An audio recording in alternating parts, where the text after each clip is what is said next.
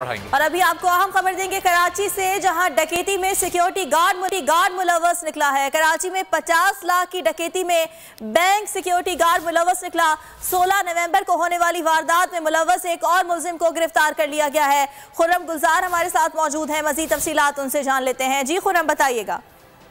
जी, कराची में जो बैंक एक सिलसिला हुआ कि गुज़श्ता कुछ दिनों से एक वाकया सामने आ रहा है कि बैंक से लेके रकम निकलवाने जो शहरी होते हैं उनको लूट लिया जाता है। गुज़श्ता रोज पुलिस ने कार्रवाई की है, जिसमें 16 नवंबर को एक वाकया पेश आया था, जिसमें 50 लाख रुपए की रकम जो है वो टीपू सुल्तान थाने की हदूद में लूटी गई थी। इसमें बैंक सिक्योरिटी गार्ड के ही मुलविस होने का इंकशाफ हुआ है।